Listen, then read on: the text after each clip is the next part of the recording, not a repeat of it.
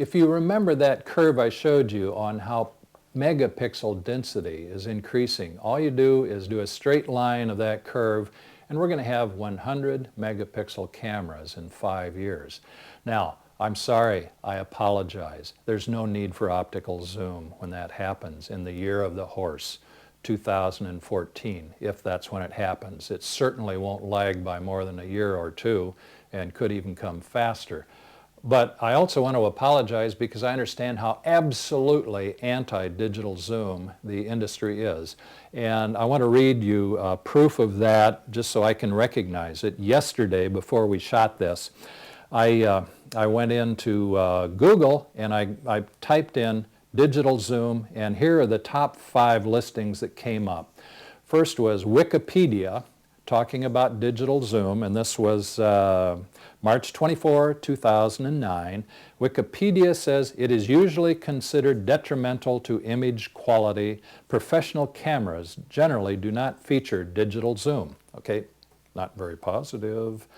Next was PhotoXcel's, and in their review of digital zoom, they say, if you've been regularly using digital zoom and wondered why your pictures did not look that great, now you know.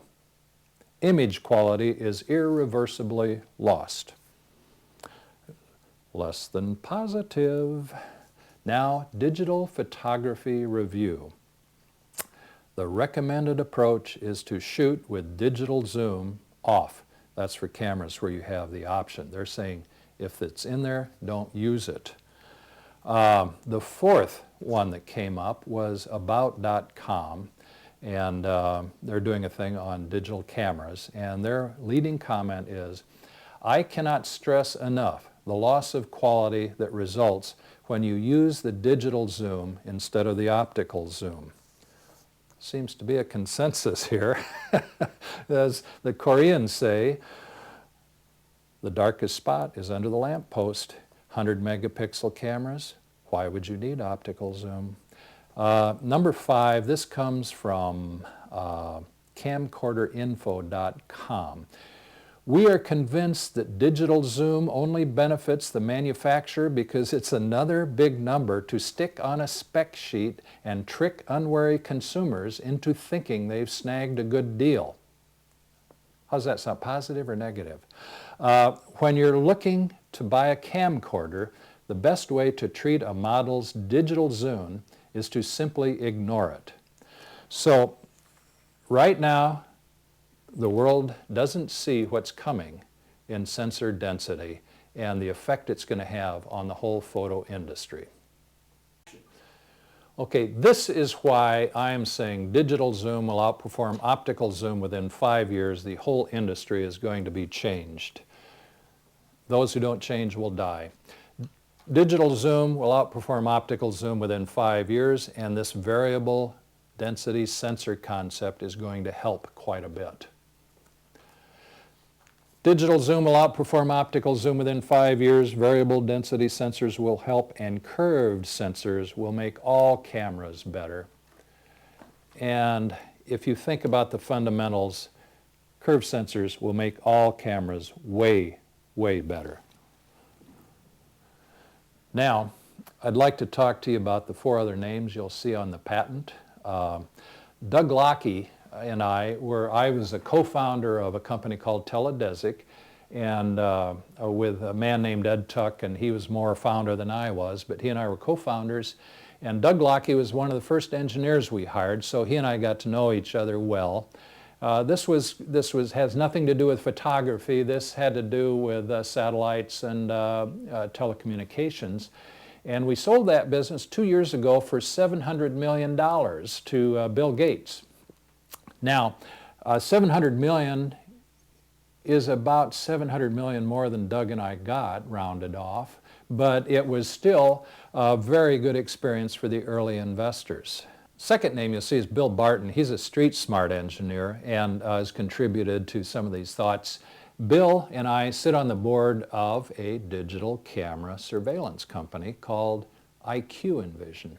IQ Envision is probably the only camera company on this earth that is reporting profits and sales ahead of last year. I'm saying this in 2009, March, remember, and has had tremendous growth over the last 5 years. It's a good, small startup company. Bill was with IQ, was with Overland Data, and he was also with Cipher Data, 2 data storage companies, which are sort of his expertise. We also, you'll see Ian Johnston's name on there. Ian is the head of R&D at IQ Envision, so I pulled him out for a couple of Sundays of brain picking, and he contributed a few of the ideas, so he's on the patent. And you'll also see Dr. Jose Sacian.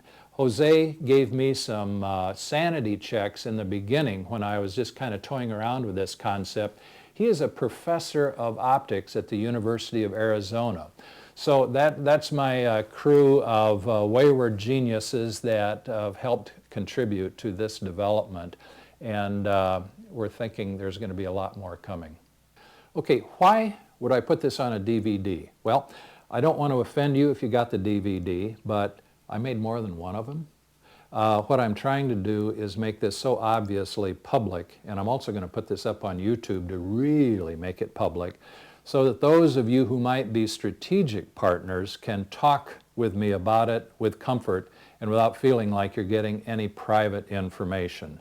Now there are a lot of ways we can go with this. We think for the next stage we need to look at, also we need to look at polymers for polymers aren't as good as silicon, but they're getting better fast. That's another option on developing of this curve sensor. We need a smart partner. We need somebody who has been bruised and beaten in the photographic field. I've been out of it for way too long.